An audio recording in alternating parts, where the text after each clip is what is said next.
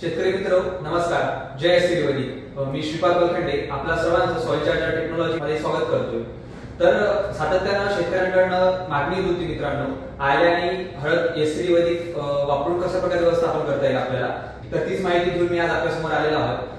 सध्या आपण जर बघितलं आले आणि हळद लागवडीचा जो कालावधी आहे तो सुरू झालेला आहे, तर त्यामध्ये शेतकऱ्यांकडून बरेचसे असे सजेशन्स आले होते की सर आम्हाला सड लागते, करपा येतो आमच्या प्लॉटवर, तर त्याचं व्यवस्थापन आपण एससीडी वैदिक वापरून कशा प्रकारे करू शकतो. तर त्यासाठी ही सर्व माहिती घेऊन आलेला आहे. चला तर मग सुरुवात करूया. तर बघूया हळद व आले पिकाची ओळख. हे दोन्ही जर पिकं मित्रांनो आपण बघितले तर ही सर्व मसाले वर्गातील प्रमुख नगदी पिकं आहेत. जगातील हळदीच्या उत्पन्नापैकी 80% उत्पादन भारतात होतं, त्यापैकी फक्त 15 ते 20% निर्यात केलं जातं. मित्रांनो याचे मागचं एकमेव कारण म्हणजे आपल्याकडे ती गुणवत्तापूर्ण माल आपल्याला मिळत नाही. त्यामुळे जी आपण निर्यात करायला पाहिजे ते फक्त एक 20% आपण उत्पादन आपण निर्यात करू शकतो.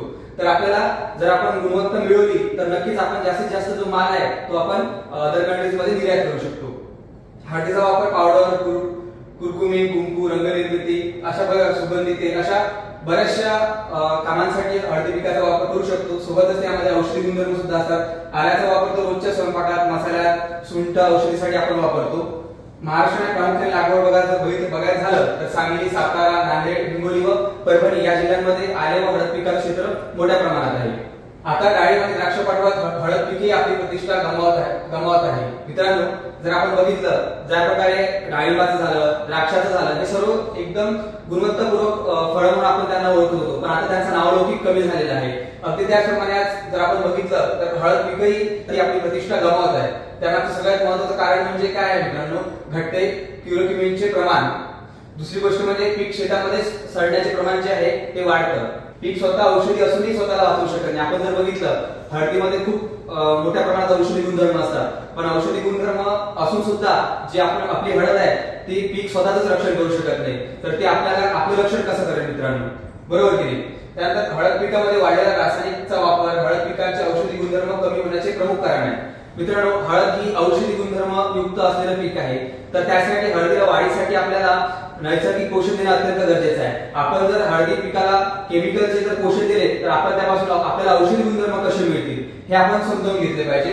तर हळद हे औषधी गुणधर्म युक्त पीक आहे आणि तिला नैसर्गिक पोषण दिलं तरच आपल्याला सर्व औषधी वनस्पतींना नैसर्गिक पालन पोषण लागते, तरच त्यामध्ये औषधी गुणधर्म वाढतात. जसं की आपण आता बघितलं, जर तुम्ही नैसर्गिक पोषण दिलं तरच त्या पिकांमध्ये औषधी गुणधर्म वाढणार आहे आणि त्याचा आपल्याला दैनंदिन जीवनामध्ये फायदा होणार आहे. या सर्व समस्या हळद पीक कमजोर व अशक्त झाल्यामुळे येत आहे. या समस्या येण्याचं कारण काय, जे आपलं पीक आहे ते पूर्णपणे कमजोर आणि अशक्त झालंय, त्यामुळे आपण या बघितलेल्या सर्व समस्या आपल्याला उद्भवत आहेत. आता आपण बघूया हळद व आले पिकात येणाऱ्या प्रमुख समस्या. मित्रांनो ज्यावेळेस आम्ही शेतकऱ्यांशी चर्चा केला, त्यांच्यासोबत संभाषण केलं, तर त्यांच्याकडून आम्हाला काही प्रमुख समस्या जाणवल्या. त्यातली पहिली म्हणजे वाढ होत नाही. मित्रांनो जे काही पोषण देतात त्यामुळे काय होतं, पिकाची भूक भागवली जात नाही आणि पिकाची वाढ होत नाही. दुसरी गोष्ट म्हणजे उत्पादन व गुणवत्तेत घट होतं. साहजिकच आहे, जे आपण पोषण देतो त्यामुळे पिकाची भूक भागवली जात नाही, त्यामुळे येणारं उत्पादन कमी येतं आणि जी क्वालिटी आहे ती क्वालिटी मेंटेन राहत नाही. कंदकुज होतं, पानावर ठिपके येतात. बऱ्याच वेळा पाऊस वगैरे पडला की आपल्याला करपाची समस्या जाणवते, पानावर ठिपके यायला सुरुवात होतात आणि त्यानंतर आहे कंदमाशी व इतर काही किडी आहे. तर त्याबद्दल आपण पुढे सविस्तर बघूया. आता मित्रांनो समस्या येण्याचे प्रमुख कारण ते आपण पहिले बघून जाणून घेऊया. सगळ्यात महत्त्वाचं म्हणजे ढासळलेला मातीचा स्तर. आज जर आपण पूर्ण जगभरात बघितलं तर मातीचा जो स्तर आहे तो पूर्णपणे ढासळत गेला आहे. मातीतलं सेंद्रिय कर्बाचं प्रमाण अत्यंत खालावलेलं आहे मित्रांनो. त्यामुळे आपल्याला बहुतांश ज्या समस्या आहेत त्या ढासळलेल्या मातीच्या सेंद्रिय कर्बामुळे आपल्याला जाणवत आहेत. दुसरी गोष्ट म्हणजे मातीमध्ये वाढलेले विषाक्तीकरण व रासायनिकीकरण. मित्रांनो सेंद्रिय कर्ब तर खालावलेच आहे, पण त्यासोबत काय झालेलं आहे, जो आपण केमिकल खताचा अतिरिक्त वापर करतोय त्यामुळे आपली जमिनीचं काय झालंय, विषाक्तीकरण झालंय आणि संपूर्ण आपल्या ज्या मातीमध्ये आहे ते रासायनिक खतांचे विषारी अवशेष आपल्याला सापडत आहेत. त्यामुळे आपले जे कुठलं पीक असू द्या, हळद आणि आलेच नाही तर पीक कुठलं पण असू द्या, आपल्या सर्व पिकांमध्ये या दोन कारणामुळे भरपूर समस्या येत आहेत. या सर्वांवर मात करण्यासाठी एससीडी वैदिकचा सुंदर पर्याय समोर येतो. आपण जर बघितलं मित्रांनो, बरेच शेतकऱ्यांशी मी संपर्कात असतो, बऱ्याच शेतकऱ्यांना कॉल करतो, माहिती घेतो. तर शेतकऱ्यांना ज्या समस्या येतात तर त्याचं एकमेव उत्तर किंवा एकमेव समाधान जर काही असेल तर ते म्हणजे एससीडी वैदिक पद्धतीने आले व हळद पीक व्यवस्थापन होईल. बघूया त्याबद्दल. मित्रांनो जमिनीची निवड. जर बघा मध्यम प्रतीची तसेच चांगला निचरा होणारी जमीन हवी. भारी, काळी, चिकट किंवा क्षारयुक्त जमीन प्रतिकूल आहे. प्रतिकूल म्हणजे ह्या प्रकारची जमिनीची निवड करू नये. चांगल्या उत्पन्नासाठी मध्यम काळी पोयट्याची पाण्याचा उत्तम निचरा होणारी जमीन असावी. भरपूर सेंद्रिय कर्म असलेली जमीन उत्तम राहील. तर ह्या सगळ्या आपल्या झाल्या आपण जमीन कशी असावी याबद्दलची माहिती. पण मित्रांनो एक गोष्ट लक्षात ठेवा, हे आपण बघितलं, जर आपण इथं या ठिकाणी जरी वर्गीकरण बघितलं असेल कशी जमीन हवी, पण एक गोष्ट आपण या ठिकाणी लक्षात ठेवली पाहिजे, जर आपण सेंद्रिय कर्माचं व्यवस्थित व्यवस्थापन जर केलं, योग्य व्यवस्थापन जर आपण सेंद्रिय कर्माचं केलं, तर आपण कुठल्याही प्रकारच्या जमिनीमध्ये आले आणि हळदी पीक घेऊ शकतो. पुढे बघूया. तर आता जाती बघूया हळदीच्या व्हरायटी. सेलम, चायनीज सेलम, सिकंदर, या व्यतिरिक्त फुले स्वरूपा, कृष्णा, राजापुरी या जातींची लागवड हळदी पिकासाठी केली जाते. आता आल्याच्या जाती बघितलं तर औरंगाबादी, माहीम, गोदा, रिजाता, या व्यतिरिक्त कालिकत, कोचीन, आसाम, भारत या जातींची तसेच बाहेरच्या देशातून आयात केलेल्या रिओडी, जांगरू, चायना, भारत, जमैका या जातींची लागवड केली जाते. आता आपण जर बघितलं आल्या पिकामध्ये तर माझ्या मते औरंगाबादी जी व्हेरायटी आहे त्याची जास्त प्रमाणात लागवड केली जाते. तरी मित्रांनो एक गोष्ट लक्षात ठेवा, व्हेरायटी आपल्याला फक्त माहिती असावी म्हणून आपण या ठिकाणी घेतलेली आहे. व्हेरायटीवर फारसा फोकस न देता तुम्ही मातीच्या पोषणावर भर द्यायला हवा. आपले एक आर्टिकल सुद्धा आहे, त्या वर्षी तुम्ही ऑफिसला कॉल करून मागून घ्या. पिकाची व्हेरायटीपेक्षा तिला दिलेलं पोषण नक्कीच महत्त्वाचं असतं. त्यामुळे व्हेरायटीवर फारसा फोकस न करता तिच्या व्यवस्थापनावर आणि त्या पिकाच्या पोषणावर आपण भर दिला पाहिजे. मित्रांनो आता आपण एससीडी वैदिकचं शेड्यूल बघणार आहे. एससीडी वैदिक पद्धतीने पीक व्यवस्थापन कशा पद्धतीने करायला हवं, तर त्यामध्ये सगळ्यात पहिले बघूया एससीडी वैदिकचे काही नियम आहेत. मित्रांनो एससीडी वैदिकचे 3 नियम. तुम्ही जर एससीडी वैदिक तंत्रज्ञान वापरत असाल तर तुम्ही या 3 नियमांचा अवलंब करायलाच हवा. हे 3 नियम फॉलो करायलाच हवे. जर तुम्ही हे 3 नियम फॉलो न करता जर तुम्ही तंत्रज्ञान वापरत असाल तर तुम्हाला रिझल्ट मिळतील, पण अपेक्षित रिझल्ट मिळणार नाही. तुम्हाला जर अपेक्षित रिझल्ट हवे असतील तर तुम्हाला 3 नियम फॉलो करावे लागतील. त्यामध्ये पहिले बघूया 100% एससीडी वैदिकचा वापर पूर्ण क्षमतेसहित करायला हवा. आणि बघा केमिकलचा बिलकुल वापर नाही. म्हणजे एससीडी वैदिक जे शेड्यूल आहे ते तुम्हाला 100% फॉलो करायला हवं. जर तुमचं क्षेत्र जास्त असेल तर तुम्ही कमी क्षेत्रात वापरलं तरी चालेल, पण जे शेड्यूल आहे त्या शेड्यूलच्या अनुसारच तुम्ही पोषण द्यायला हवं. आणि त्यामध्ये महत्त्वाची गोष्ट म्हणजे कुठल्याही प्रकारचा केमिकलचा वापर करायचा नाही मित्रांनो आपल्याला. त्यानंतर मिल चार्जर शिवाय शेतामध्ये शेणखत वापरायचे नाही. मित्रांनो आपलं कॅटल मिल चार्जर जे जनावरांच्या आरोग्यावर काम करणारे एक उत्पादन आहे, त्याचा वापर तुम्ही तुमच्या जनावरांसाठी केलेला असावा. आणि सोबत आपला जो वैदिकचा चारा आहे तो चारा देऊन तुम्ही गोमूत्र तयार केला असेल तर तेच शेण तुम्ही तुमच्या शेतामध्ये वापरायचं, अन्यथा दुसरं शेणखत वापरू नका. आपण जर बघितलं तर जे सड लागण्याची किंवा तुमच्या शेतामध्ये भरपूर ज्या समस्या येतात त्या अर्धवट निकस कुजलेल्या शेणामुळे येतात. त्याबाबत मी एक आर्टिकल सुद्धा लिहिलेलं आहे, ते पण आर्टिकल तुम्ही ऑफिसमध्ये कॉल करून मागू शकता. दुसरी गोष्ट म्हणजे फक्त वैदिकचा चारा आणि मिल चार्जर दिलेल्या जनावरांचंच शेण तुम्ही शेणखत म्हणून वापरायचं आहे. तिसरी गोष्ट म्हणजे शेतीमध्ये पाणी अमृतजल शिवाय वापरायचं नाही. मित्रांनो आपण जर बघितलं जमीन, हवा याबरोबरच आज आपलं रासायनिक खतांच्या अतिरिक्त वापरामुळे पाणी सुद्धा दूषित झालेलं आहे.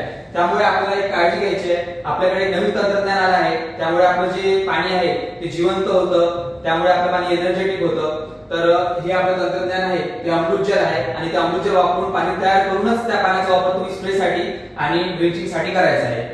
मित्रांनो लागवडीच्या पद्धती आहेत सपाट वाफी पद्धत, सरी वरंबा पद्धत, रुंद वरंबा किंवा गादी वाफ पद्धत. तर या पद्धतीने तुम्ही लागवड करू शकता.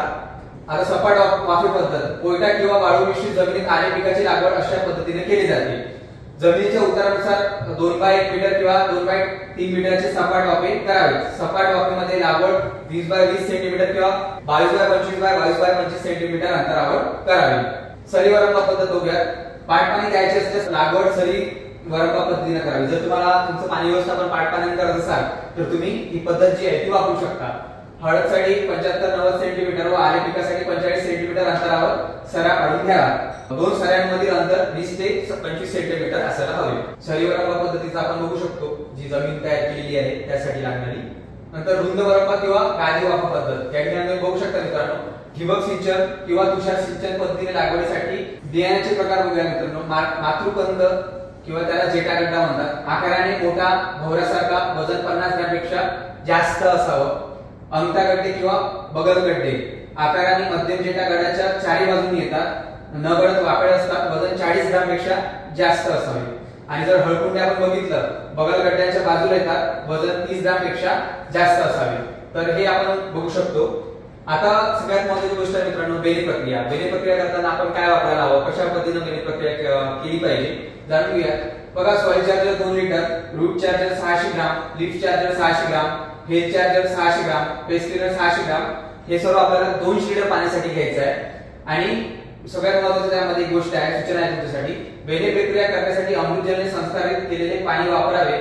तुम्हाला जे काही पाणी लागणार आहे ते पाणी तुम्ही अमृतजलने तयार केलेलंच असावं आणि ते अमृतजलने तयार केलेल्या पाण्यामध्ये तुम्हाला soil charger 2 litre, root charger, leaf charger, health charger, paste cleaner प्रत्येकी 600 ग्राम घ्यायचं आहे 200 लिटर पाण्यासाठी।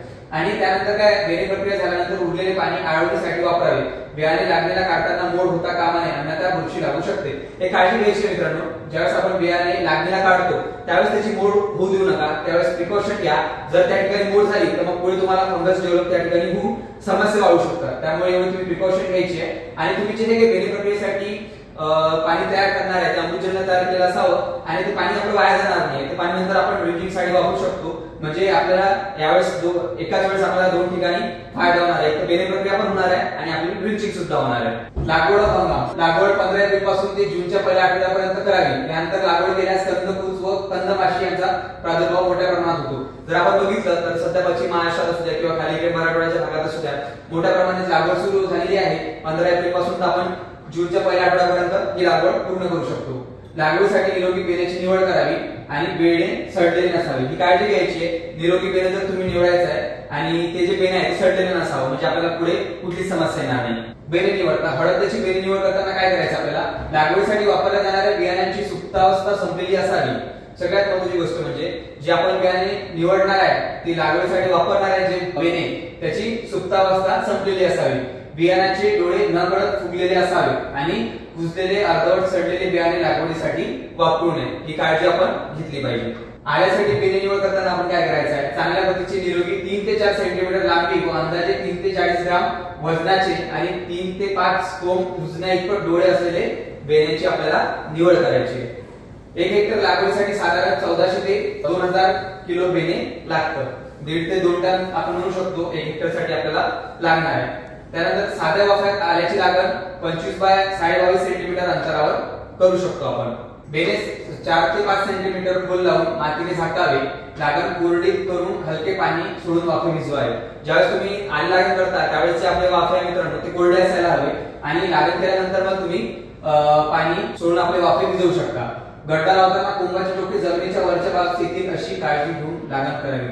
ज्यावेळेस तुम्ही लागण करणार आहे त्यावेळेस काय करायचं आहे, गड्डा लावताना कोंबाची जी टोके आहे जमिनीच्या वरच्या बाजूला येतील अशी काळजी घेऊनच आपल्याला लागण करायची आहे। त्यानंतर लागवड करताना बेणे मोडून घ्यावे, मोडणी करताना जुने गड्डे बाजूला काढावे। बघा, लागवड ज्यावेळेस आपण करतोय त्यावेळेस आपल्याला बेणे मोडून घ्यायचे आहे आणि मोडणी करताना जुने गड्डे बाजूला सारायचे आहे। पुढे बघूया, आता आपण बघितलं मित्रांनो बेणे प्रक्रिया कशी करायची, बेण्याची निवड कशी करायची। तर आता आपण बघूया खत व्यवस्थापन कशा पद्धतीने आपण करू शकतो या पिकांमध्ये। मित्रांनो बघा, लागवडीपूर्वीचा आपला जो बेसल डोस देतो तर त्या बेसल डोस मध्ये आपल्याकडे कुठल्या कुठल्या गोष्टी असायला हव्यात तर ते जाणून घेऊयात। आपण काय करायचं आहे, कृषी अमृत जे आपलं खत आहे ते प्रति एकर 10 बॅग घ्यायचे आहे। त्यासोबत आपलं जे मायक्रो चार्जर आहे ते 250 ग्रॅमचं एक पॅकिंग आहे, ते तुम्ही प्रति एकर साठी 250 ग्रॅम वापरू शकता। त्यानंतर root charger, nutri charger, paste cleaner, health charger हे प्रत्येकी 3 किलो घ्यायचं आहे सुरुवातीच्या बेसल डोस मध्ये। आणि त्यासोबतच आपलं जे लीफ चार्जर आहे ते सुद्धा तुम्हाला 1.8 किलो सुरुवातीच्या बेसल डोस मध्ये समाविष्ट करायचं आहे। वरील बेसल डोस 2 महिन्यांनी झाडांद्वारे अपटेक केला जातो, त्यामुळे पहिला बेसल डोस 2.5 महिन्यांनी व नंतर 5 महिन्यांनी रिपीट करावा। हा जो बेसल डोस आपण बघितला तो झाला आपल्या लागवडीपूर्वी, पण आपली लागवड पूर्ण झाल्यानंतर जो बेसल डोस आपण देणार आहे तो आपल्याला 2 ते 2.5 महिन्यांनी रिपीट करायचा आहे। आणि त्यानंतर जो आपण तिसरा बेसल डोस देणार आहे मित्रांनो तो आपल्याला 5 महिन्यांनी रिपीट करायचा आहे। एवढी काळजी घ्यायची मित्रांनो, कारण की आपण जो बेसल डोस देतो तो झाडांद्वारे 2 महिन्यात पूर्णतः अपटेक केला जातो, त्यामुळे बेसल डोस हा रिपीट आपल्याला करायचा आहे। मित्रांनो, हा आपण जर व्हिडिओ बघितला तर सातारा जिल्ह्यातील शिंदे गावातील आहे, आपले मार्गदर्शक आहे इक्बाल अत्तार सर। त्यांची स्वतःची आले लागण चालू असताना त्यांनी बेसल डोस मिक्स करतानाचा व्हिडिओ आपल्याला पाठवला होता, तर ते तुमच्यासाठी या ठिकाणी दाखवत आहोत। मित्रांनो, आता आपण बघितला सुरुवातीचा बेसल डोस बघितला आणि बेसल डोस रिपिटेशन किती दिवसांनी आणि कशा पद्धतीने करायला हवं, त्यामध्ये काय काय घ्यायला हवं ते आपण बघितले। आता बघूया पाणी। लागण होताच एक हलके पाणी द्यावे, पाऊस समान लक्षात घेऊन दर 6 ते 8 दिवसांनी पिकास पाणी द्यावे। पिकात पाणी साचून राहू नये याची काळजी घेणे फार महत्त्वाचे आहे। मित्रांनो, पाणी कुठल्याही पिकाला जर आपण बघितलं तर वाढीसाठी वापसा कंडिशन लागते, त्याला कधीच पाणी लागत नाही, तर हे लक्षात घेऊन आपण पाणी व्यवस्थापन केलं पाहिजे। जर आपण बघितलं लागण झालेलं एक हलकं पाणी द्या, जर पावसाचं वातावरण असेल तर तुमच्या परिसरातील अंदाज घेऊन तुम्ही पुढचं पाणी व्यवस्थापन करा. साधारणतः 6 ते 8 दिवसांनी तुम्ही पिकास पाणी देऊ शकता, पण तुमच्या भागातील परिस्थिती, पावसाचं प्रमाण त्या हिशोबाने तुम्ही पाणी व्यवस्थापन करायला हवं. लागवड झाल्यानंतर अमृतजलने संस्कारित केलेले पाणी 200 लिटर पाणी plus soil charger 2 litre, energy booster 250 मिली प्रति एकरसाठी आळवणी करावी. मित्रांनो, बेसल डोस झाला, आपली लागण झाली, त्यानंतर पाणी देऊन सुद्धा झालं, त्यानंतर आपल्याला पहिली जी ड्रिंचिंग किंवा जी आळवणी आपल्याला करायची आहे ते आपण बघूया. काय करायचं आपल्याला, अमृतजल वापरून तयार केलेलं पाणी घ्यायचं आहे 200 लिटर. त्यासाठी आपल्याला सॉइल चार्जर किती लागणार आहे, 2 लिटर सॉइल चार्जर लागेल.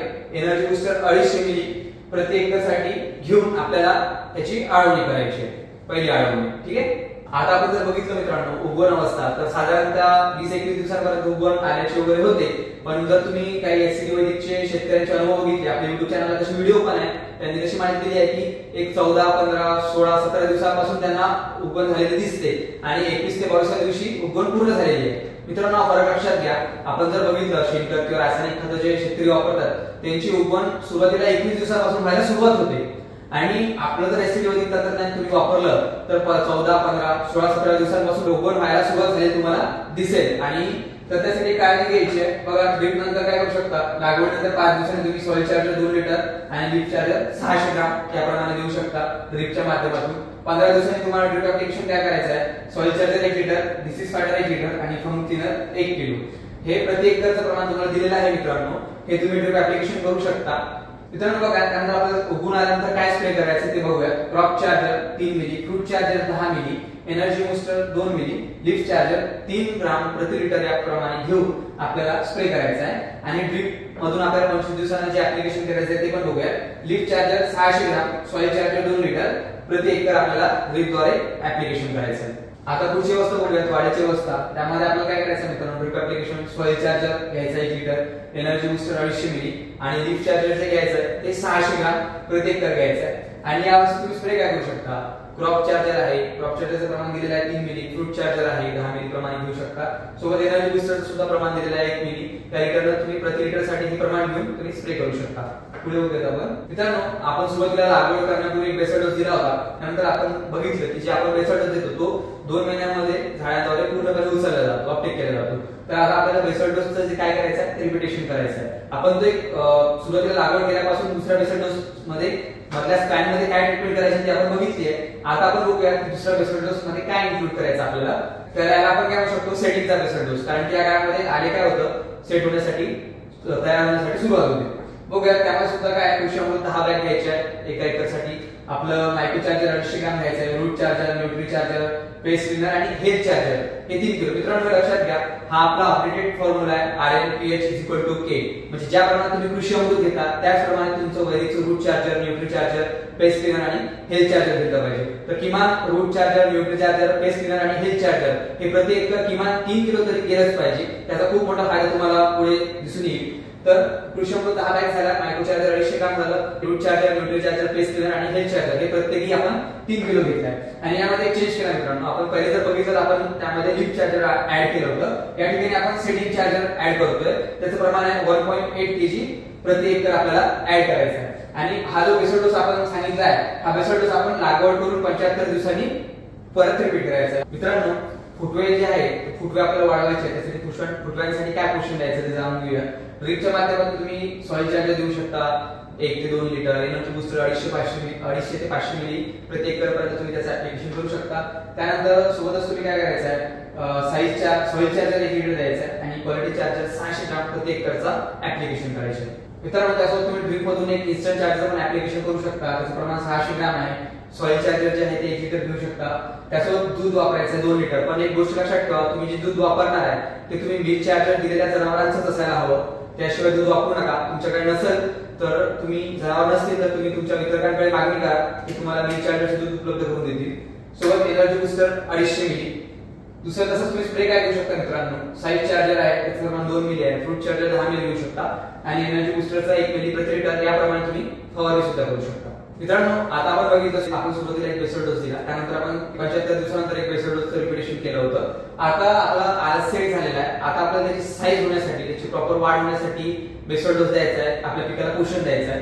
तर आपण बघूया त्यामध्ये आपण काय ऍड करायचं. तर आता जे आपण पहिले सुरुवातीला बेसल डोस दिले दोन्ही पण आपण RLPH या नवीन अपडेटेड फॉर्म्युलानुसारच दिले आहे. अगदी त्याचप्रमाणे आपल्याला कृषक 10 बॅग घ्यायचा आहे प्रति एकर, मायक्रो चार्जरचं 250 ग्राम घ्यायचं आहे एक packet, root charger, nutri charger, paste cleaner आणि हेल्थ चार्जर हे प्रत्येकी 3 किलो घ्यायचं आहे. आणि या ठिकाणी आपण क्वालिटी चार्जरचा वापर करायचा आहे 1.8 किलो प्रति एकर याप्रमाणे हा बेसल डोस द्यायचा आहे. आणि हा जो बेसल डोस आहे हा लागवडीपासून 150 दिवसांनी तुम्ही देऊ शकता. मित्रांनो आता साईज साठी आपल्याला बघायचं आहे आपला आलं जे आहे सेट झालं आलं किंवा हळद जे आहे आपली सेट झाली आहे. त्यानंतर आपल्याला बघायचं आहे की आता साईज होण्यासाठी आपल्याला काय करायला हवं. ड्रिप ऍप्लिकेशन तुम्ही करू शकता soil charger 2 litre, energy booster 250 मिली प्रति एकर. सोबतच तुम्ही ड्रिपच्या माध्यमातून सॉइल चार्जर आणि क्वालिटी चार्जरचा सुद्धा वापर करू शकता. क्वालिटी चार्जरचा 600 ग्राम प्रति एकर प्रमाण आहे आणि सॉइल चार्जर तुम्ही 1 ते 2 लिटर प्रति एकर याप्रमाणे घेऊ शकता. सोबतच तुम्ही साईड साठी सुद्धा मित्रांनो इन्स्टंट चार्जर तुम्ही जर बघितलं तर इन्स्टंट चार्जर तुम्ही पिकाच्या कुठल्याही स्टेजला देऊ शकता. त्याचे खूप सारे फायदे तुम्हाला जाणून येईल. तुमचं पीकच्या स्ट्रेस मधून बाहेर येतं, त्यामुळे एनर्जी मिळते आणि सगळ्यात महत्त्वाचं मित्रांनो त्या इन्स्टंट चार्जरच्या वापरामुळे आपल्या पिकांमध्ये औषधी गुणधर्म तयार होतात. आणि आपण जर बघितलं आपलं जे पीक आहे आले आणि हळद हे आपण कशासाठी ओळखतो त्यामध्ये असलेल्या औषधी गुणधर्मांसाठी. तर नक्कीच आपल्याला त्यामध्ये जर औषधी गुणधर्म वाढवायची असतील तर इन्स्टंट चार्जरचा वापर तुम्ही जास्तीत जास्त केला पाहिजे. तर बघूया साईड साठी सुद्धा तुम्ही इन्स्टंट चार्जर 600 ग्राम देऊ शकता. त्यासोबत सॉइल चार्जर 1 लिटर आहे. जसं मी सांगितलं दूध हे मिल्क चार्जरच असायला हवं ते तुम्ही 1 ते 2 लिटर देऊ शकता. आणि एनर्जी बूस्टर 250 ते 500 मिली प्रति एकर याप्रमाणे तुम्ही इन्स्टंट चार्जरचं ऍप्लिकेशन करू शकता. सोबत आपला एक स्प्रे पण तुम्ही घेऊ शकता साईज चार्जर 2 ते 3 मिली प्रति लिटर, फ्रूट चार्जर घेऊ शकता सोबत 10 मिलीने आणि एनर्जी बूस्टर 1 मिली प्रति लिटर याप्रमाणे तुम्ही जर स्प्रे केला तर नक्कीच तुम्हाला साईज होण्यासाठी मदत होईल. आणि मित्रांनो साईज सोबत आपल्याला त्याची क्वालिटी, त्याची उत्पादकता, त्याचे साईज, त्यामध्ये क्वालिटी सोबत औषधी गुणधर्म आणायचे आहे. त्यासाठी आपण सॉइल चार्जर सोबत क्वालिटी चार्जर सुद्धा वापरू शकतो 600 ग्राम प्रति एकर याप्रमाणे. सोबत आपला साईज चार्जरचा तुम्ही स्प्रे घेऊ शकता 2 मिली, फ्रूट चार्जर 10 मिली याप्रमाणे, सोबत एनर्जी बूस्टर 1 मिली याप्रमाणे घेऊन तुम्ही साईजच्या काळामध्ये हे ऍप्लिकेशन करू शकता. हे सगळं केल्यानंतर मित्रांनो आपण एक माहिती देऊया की या पिकामध्ये येणाऱ्या प्रमुख किडी. एक सगळ्यात महत्त्वाची म्हणजे कंदमाशी असते, सोबत पाणी गुंडाळणारी अळीचा सुद्धा प्रादुर्भाव आपल्याला जाणवतो. खोड पोखरणारी अळी असू द्या किंवा सूत्रकृमी असू द्या, या सर्व किडींचा जर आपल्याला प्रादुर्भाव जाणवला तर आपल्याला काय ट्रीटमेंट करायची आहे पुढे जाणून घ्या. मित्रांनो जर तुम्हाला कंदमाशीचा प्रादुर्भाव जाणवला तर तुम्ही ड्रिपच्या माध्यमातून ट्रीटमेंट करू शकता. इन्स्टंट चार्जर 600 ग्राम, आपलं मिल्क चार्जर वापरल्या जनावरांचं दूध 2 लिटर, सोबत तुम्ही आपलं पेस्ट क्लीनर जे आहे जे पिकांमध्ये आंतरिक संरक्षण प्रणाली विकसित करतं ते 600 ग्राम, सॉइल चार्जर 2 लिटर आणि एनर्जी बूस्टर 250 मिली 250 मिली प्रति एकर याप्रमाणे जर तुम्ही ड्रिप ऍप्लिकेशन केलं तर तुम्हाला हा प्रादुर्भाव जाणवणार नाही. त्यानंतर बघूया दुसरी मेथड समस्या जाणवतो मित्रांनो पाणी गुंडाळणारी जी अळी असते आपण या ठिकाणी बघू शकतो. तर तिचा एक प्रादुर्भाव आपल्याला शेतकऱ्यांना मोठ्या प्रमाणात जाणवतो. त्यासाठी सुद्धा तुम्ही ही ट्रीटमेंट जी आहे जी मी तुम्हाला सांगितलेली आहे तर ती ट्रीटमेंट तुम्ही फॉलो करू शकता. तिसरी समस्या आहे मित्रांनो खोड पोखरणारी अळी. खोड पोखरणाऱ्या अळीसाठी सुद्धा तुम्ही इन्स्टंट चार्जरचे ऍप्लिकेशन करू शकता. त्यानंतर पुढची आपली एक मोठी समस्या येते ती बघूया मित्रांनो. आणखी जर आपण बघितली मुख्य समस्या आहे म्हणजे निमॅटोडची जाणवते. मित्रांनो निमॅटोडसाठी आपल्या सगळे बेस्ट ऑप्शन म्हणजे एकच आहे की आपण RLPH K हा जो नवीन फॉर्म्युला लॉन्च केला आहे त्या फॉर्म्युल्यानुसार आपल्याला काय करायचं आहे बेसल डोस द्यायचा आहे. तुम्ही हा जर फॉर्म्युला वापरून बेसल डोस दिला तर नक्कीच हा प्रादुर्भाव कमी होईल. सोबत तुम्ही ड्रिप ऍप्लिकेशन सुद्धा करू शकता. त्यामध्ये रूट चार्जर आहे 1.2 किलो, न्यूट्री चार्जर 1. यामध्ये ड्रिप ऍप्लिकेशन सुद्धा करू शकता. Root charger 1.2 kilo, nutri charger 1.2 kilo, soil charger 1 litre आणि 8 दिवसात तुम्हाला ऍप्लिकेशन करायचं आहे. Health charger 600 gram, soil charger 1 litre प्रति एकर आपल्याला ड्रिप द्यायचं. वरील दोन्ही ट्रीटमेंट 8 दिवसाच्या अंतराने तुम्हाला रिपीट करायचे आहे. आणि सगळ्यात सोबत एक दुसरा उपाय आपण या ठिकाणी बघूया तो म्हणजे पेस्ट क्लीनर 1200 ग्राम, डिसीज फायटर 500 मिली आणि सॉइल चार्जर 1 लिटर. तर या दोन्ही उपायापैकी एक उपाय करा आणि ती उपाय करताना एक गोष्ट लक्षात ठेवा मित्रांनो की RLPH K या फॉर्म्युल्यानुसार बेसल डोस देणं खूप महत्त्वाचं आहे. या फॉर्म्युल्यानुसार बेसल डोस तुम्ही दिला आणि त्यानंतर जर तुम्ही ट्रीटमेंट केली तर नक्कीच हा प्रादुर्भाव थांबेल. आणि तुम्हाला निमॅटोड काय आहे हे जर जाणून घ्यायचं असेल तर त्यासाठी अधिक माहिती घ्यायची असेल तर तुम्ही आमच्या ऑफिसला संपर्क करू शकता. त्यासाठी आपल्याला काही निमॅटोड हा मातीतला लपलेला चोर आहे हा एक लेख आहे तो त्या लेखची तुम्ही मागणी करा आणि अभ्यास करा. तुम्हाला याबद्दल सविस्तर माहिती मिळेल. मित्रांनो आता आपण कीडबद्दल माहिती बघितली या पिकांमध्ये. आता आपण प्रमुख जे रोग या पिकांमध्ये आपल्याला जाणवतात त्याबद्दल सविस्तर माहिती घेणार आहोत. तर बघूया कंदकुज, पानावरील ठिपके आणि मर रोग हे 3 मुख्य रोग या पिकांना होतात आणि या 3 रोगाने बऱ्यापैकी सर्व शेतकरी जे आहेत ते समस्याग्रस्त जाणवतात. तर आपण वन बाय वन बघूयात. बघा मित्रांनो कंद कुज, जर आपण बघितलं तर कंद कुजतात. दुसरी गोष्ट म्हणजे पानावर ठिपके लिप स्पॉट म्हणतो आपण, आणि तिसरी गोष्ट म्हणजे मर रोग. हे तीन मेजर समस्या आहेत मित्रांनो. तर आपण बघितलं तर पानावर ठिपके, बऱ्याच वेळा पाऊस जर झाला, बऱ्याच वेळा गणपतीच्या आधीच्या काळामध्ये सप्टेंबर ऑगस्ट सप्टेंबरमध्ये मोठ्या प्रमाणात पाऊस होतो, तर आपल्याला या समस्या जाणवायला सुरुवात होतात. आणि मित्रांनो एक विशेष गोष्ट म्हणजे सर्व तिन्ही जे रोग आहेत ते सर्व बुरशीजन्य आजार आहेत. तर यावर आपल्याला कशा प्रकारे ट्रीटमेंट करायची आहे हे आपण पुढे बघूया. मित्रांनो बघा, सर्व बुरशीजन्य रोग आहेत व हा रोग जो आहे कमजोरीमुळे होतो, त्यामुळे सर्वप्रथम पोषण वाढवावे. मित्रांनो आपलं एससीडी वैदिक तंत्रज्ञान जे आहे, सॉइल चार्जर टेक्नॉलॉजी, ही मित्रांनो मातीच्या पोषणावर, मातीच्या आरोग्यावर काम करणारे तंत्रज्ञान आहे. आज जर आपण बघितलं तर शेतकरी मित्र शेतामध्ये रोगांशी लढत आहेत, पण रोग काय आहे? रोग म्हणजे पोषणाचा अभाव आहे. रोग कशामुळे येतो? रोग कमजोरीमुळे येतो. तर त्यामुळे आपण सर्वांनी एक गोष्ट समजून घेतली पाहिजे, आपण रोगावर काम न करता आपण पोषणावर काम केलं पाहिजे. आणि आज आपण मातीचं जर योग्य पोषण केलं तर आपल्याला समस्या जाणवणार नाही. तर लक्षात घ्या, हे जे रोग आले ते मातीमध्ये असलेल्या कमजोरीमुळे निर्माण झाले आहे. तर त्यामुळे आपल्याला बेसल डोस देऊन मातीचं पोषण करणं गरजेचं आहे सुरुवातीला. त्यानंतर तुम्ही काय ट्रीटमेंट करू शकता मित्रांनो, ड्रिपच्या माध्यमातून डिसीज फायटर 1 लिटर आणि सॉइल चार्जर 2 लिटर प्रति एकर तुम्ही त्याचं ड्रिप ऍप्लिकेशन करू शकता. सोबत काही स्प्रे पण तुम्हाला सांगतोय. स्प्रे मध्ये डिसीज फायटर 5 मिली, fungi killer 3 gram, fruit charger 10 मिली आणि वॉटर चार्जर 0.3 मिली प्रति लिटर आहे. मित्रांनो वॉटर चार्जरचं प्रमाण लक्षात घ्या, 0.3 मिली प्रति लिटर या प्रमाणात जर तुम्ही स्प्रे केला तर आपण जे वरील बुरशीजन्य आजार बघितले त्यापासून नक्कीच तुमची सुटका होईल. निकष शेणखत व विषारी रासायनिक खते यांच्या वापरामुळे तयार होणारे आल्याचे व हळदीचे पीक हे प्रकृतीच्या दृष्टीने निकृष्ट दर्जाचे आहे, म्हणून ते नष्ट करण्यासाठी किडी व रोगांचा प्रादुर्भाव होतो. मित्रांनो मी जसं आपण सुरुवातीलाच बघितलं यामध्ये की आले आणि हळद हे जे पीक आहे हे औषधी गुणधर्मयुक्त पीक आहे, आणि या पिकाला वाढीसाठी काय हवं असतं? नैसर्गिक पोषण हवं असतं. आपण जर आज बघितलं तर बरेच शेतकरी अर्धवट निकस कुजलेल्या शेणखताचा वापर करतात. मित्रांनो शेणखत जर बघितलं तर हा काय बेस आहे आपल्या शेतीमधला, पण आज ते शेणखत राहिले का? तर नाही मित्रांनो, ते भुसाखत झालंय. आपले जनावर झाले हायब्रिड, त्यांना आपण केमिकल युक्त चारा देतोय, त्यामुळे येणारं शेणखत नसून भुसाखत येतोय. त्यामुळे सुद्धा आपल्याला बऱ्याच समस्या जाणवतात. रासायनिक खत जे आपण देतो ते खरंच मातीचं अन्न आहे का? त्याची आवश्यकता किती टक्के आहे? हे सगळ्या गोष्टी आपण अभ्यासून मगच आपण जर पीक व्यवस्थापन केलं तर आपल्याला नक्की फायदा होईल. तर आपण समजून घेतलं पाहिजे की निकष शेणखत व विषारी रासायनिकचे जर आपण पोषण दिलं तर आपलं पीक हे नक्की समस्याग्रस्त राहणार आहे, आणि कुठल्या प्रकारचे औषधी गुणधर्म त्यामध्ये येणार नाही. तर तुम्हाला औषधी गुणधर्म हवे असतील तर या नैसर्गिक पिकाला तुम्ही प्राकृतिक पोषण देणं अत्यंत गरजेचं आहे. मित्रांनो मला सांगा, जर भाकर बनवली सर्वप्रथम तो कोण खातं? सर्वप्रथम आपण खातो, बरोबर. त्यानंतर जर ती शिळी झाली तर ती आपण काय करतो? कुत्र्याला किंवा जनावरांना देतो, बरोबर आहे. ती जर आणखी 4-5 दिवस झाले शिळी झाली, तिच्यावर बुरशी आली तर ते काय करतो आपण? तिला कोण खातं? तिला बुरशी खातं, बरोबर आहे की नाही? मग जर जेव्हा भाकरीला बुरशी लागते तेव्हा आपण काय म्हणतो? भाकरीला आजार झाला असं म्हणतो का? नाही, आपली भाकर काय झालेली असते? कमजोर झालेली असते. मग मित्रांनो पिकाला रोग झाला आपण असं कसं काय म्हणू शकतो? बरोबर की नाही? काय झालंय? आपली माती कमजोर झाली आहे, त्यामुळे पिकाला आवश्यक असलेले मूलद्रव्य मातीमधून उपलब्ध होत नाही. त्यामुळे आपलं पीक कमकुवत अशक्त बनतं आणि लगेच रोगांना बळी पडतं. मित्रांनो जर तुम्हाला कंदमाशीचा प्रादुर्भाव जाणवला तर तुम्ही ड्रिपच्या माध्यमातून ट्रीटमेंट करू शकता. इन्स्टंट चार्जर 600 ग्राम, आपलं मिल्क चार्जर वापरलेल्या जनावरांचं दूध 2 लिटर, सोबत तुम्ही आपलं पेस्ट क्लीनर जे आहे जे पिकांमध्ये आंतरिक संरक्षण प्रणाली विकसित करतं ते 600 ग्राम, सॉइल चार्जर 2 लिटर आणि एनर्जी बुस्टर 250 मिली 250 मिली प्रति एकर याप्रमाणे जर तुम्ही ड्रिप ऍप्लिकेशन केलं तर तुम्हाला हा प्रादुर्भाव जाणवणार नाही. त्यानंतर बघूया दुसरी मेजर समस्या जाणवतो मित्रांनो, पाणी गुंडाळणारी जळी असते, आपण या ठिकाणी बघू शकतो. तर तिचा एक प्रादुर्भाव आपल्याला शेतकऱ्यांना मोठ्या प्रमाणात जाणवतो. त्यासाठी सुद्धा तुम्ही ही ट्रीटमेंट जी आहे जी मी तुम्हाला सांगितलेली आहे तर ती ट्रीटमेंट तुम्ही फॉलो करू शकता.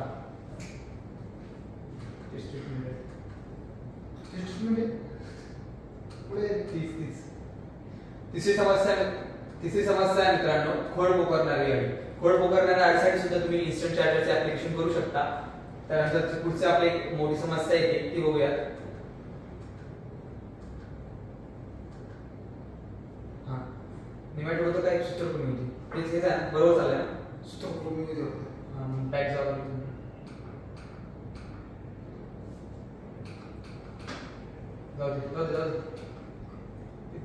थोडेफार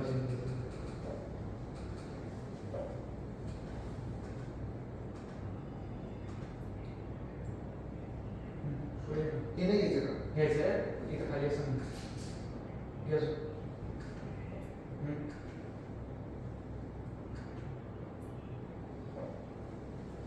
मित्रांनो, आणखी एक जर आपण बघितली मुख्य समस्या म्हणजे निमॅटोडची जाणवते. तर बघा, निमॅटोड हा एक मित्रांनो, निमॅटोडसाठी आपला सगळ्यात बेस्ट ऑप्शन म्हणजे एकच आहे की आपण RNPH K हा जो नवीन फॉर्म्युला लॉन्च केला आहे त्या फॉर्म्युल्यानुसार आपल्याला काय करायचं आहे, बेसळ डोस द्यायचा आहे. तुम्ही हा जर फॉर्म्युला वापरून बेसळ डोस दिला तर नक्कीच हा प्रादुर्भाव कमी होईल. सोबत तुम्ही ड्रिप ऍप्लिकेशन सुद्धा करू शकता. त्यामध्ये रूट चार्जर आहे 1.2 किलो, न्यूट्री चार्जर 1.2 किलो, यामध्ये ड्रिप ऍप्लिकेशन सुद्धा करू शकता. Root charger 1.2 kilo, nutri charger 1.2 kilo, soil charger 1 litre आणि 8 दिवसात तुम्हाला ऍप्लिकेशन करायचं आहे. Health charger 600 gram, soil charger 1 litre प्रत्येक आपल्याला ड्रिप द्यायचं. वरील दोन्ही ट्रीटमेंट 8 दिवसाच्या अंतराने तुम्हाला रिपीट करायचे आहे. आणि सगळ्यात सोबत एक दुसरा उपाय आपण या ठिकाणी बघूया, तो म्हणजे पेस्ट थिनर 1200 ग्राम, डिसीज फायटर 500 मिली आणि सॉइल चार्जर 1 लिटर. तर या दोन्ही उपायापैकी तुम्ही एक उपाय करा. आणि ती उपाय करताना एक गोष्ट लक्षात ठेवा मित्रांनो की RNPH K या फॉर्म्युल्यानुसार बेसळ डोस देणं खूप महत्त्वाचं आहे. या फॉर्म्युल्यानुसार बेसळ डोस तुम्ही दिला आणि त्यानंतर जर तुम्ही ट्रीटमेंट केली तर नक्कीच हा प्रादुर्भाव थांबेल. आणि तुम्हाला निमॅटोड काय आहे हे जर जाणून घ्यायचं असेल तर त्यासाठी अधिक माहिती घ्यायची असेल तर तुम्ही आमच्या ऑफिसला संपर्क करू शकता. त्यासाठी आपल्याकडे निमॅटोड हा मातीतला लपलेला चोर आहे, हा एक लेख आहे, तो त्या लेखची तुम्ही मागणी करा आणि अभ्यास करा. तुम्हाला याबद्दल सविस्तर माहिती मिळेल.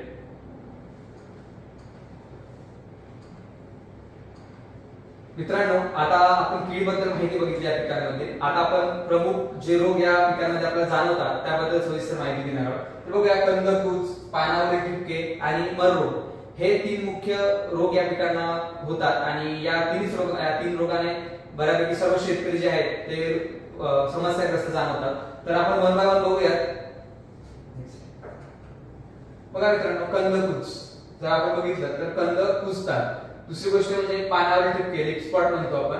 आणि तिसरी गोष्ट म्हणजे मर रोग. हे 3 मेजर समस्या आहेत मित्रांनो. तर आपण बघितलं पानावर ठिपके, बऱ्याच वेळा पाऊस जर झाला, बऱ्याच वेळा गणपतीच्या आधीच्या काळामध्ये सप्टेंबर ऑगस्ट सप्टेंबरमध्ये मोठ्या प्रमाणात पाऊस होतो तर आपल्याला या समस्या जाणवायला सुरुवात होतात.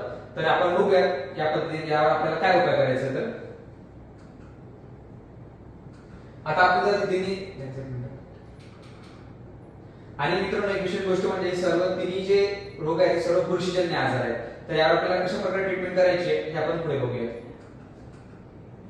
तर बघा, सर्व बुरशीजन्य रोग आहेत व हा रोग जो आहे कमजोरीमुळे होतो, त्यामुळे सर्वप्रथम पोषण वाढवावे.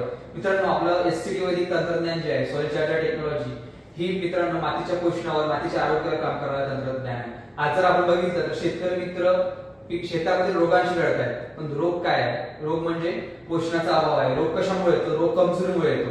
तर त्यामुळे आपण सर्वांनी एक गोष्ट समजून घेतली पाहिजे, आपण रोगावर काम न करता आपण पोषणावर काम केलं पाहिजे. आणि आज आपण मातीचं जर योग्य पोषण केलं तर आपला समस्या जाणवणार नाही. तर लक्षात घ्या, हे जे रोग आले ते मातीमध्ये असलेल्या कमजोरीमुळे निर्माण झाले आहे. तर त्यामुळे आपल्याला बेसल डोस देऊन मातीचं पोषण करणं गरजेचं आहे सुरुवातीला. त्यानंतर तुम्ही काय ट्रीटमेंट करू शकता मित्रांनो, ड्रिपच्या माध्यमातून डिसीज फायटर 1 लिटर आणि सॉइल चार्जर 2 लिटर प्रति एकर तुम्ही त्याचं ड्रिप ऍप्लिकेशन करू शकता. सोबत काही स्प्रे पण तुम्हाला सांगतोय. स्प्रे म्हणजे डिसीज फायटर 5 मिली, fungi cleaner 3 gram, fruit charger 10 मिली आणि वॉटर चार्जर 0.3 मिली प्रति लिटर आहे. मित्रांनो, वॉटर चार्जरचं प्रमाण लक्षात घ्या, 0.3 मिली प्रति लिटर याप्रमाणे जर तुम्ही स्प्रे केला तर आपण जे वरील बुरशीजन्य आजार बघितले यापासून नक्कीच तुमची सुटका होईल.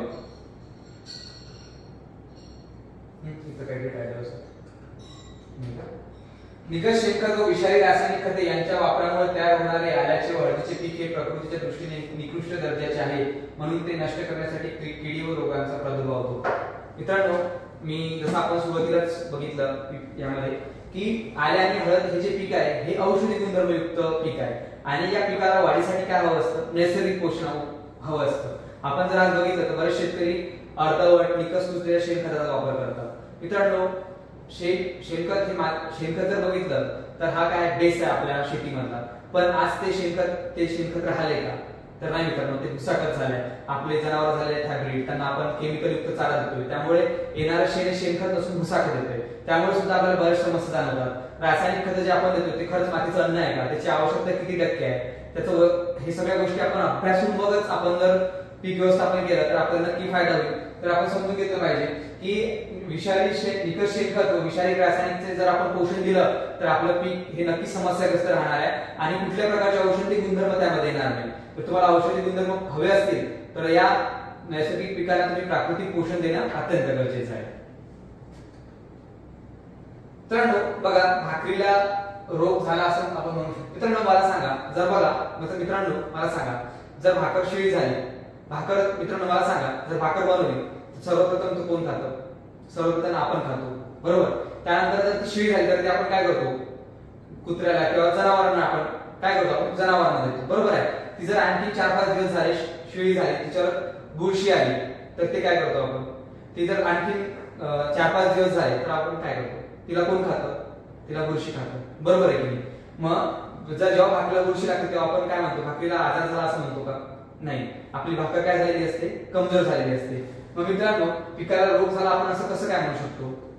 बरोबर की नाही? काय झालंय? आपली माती कमजोर झाली आहे, त्यामुळे पिकाला आवश्यक असलेले मूलद्रव्य मातीमधून उपलब्ध होत नाही. त्यामुळे आपलं पीक कमकुवत अशक्त बनतं आणि लगेच रोगांना बळी पडतं.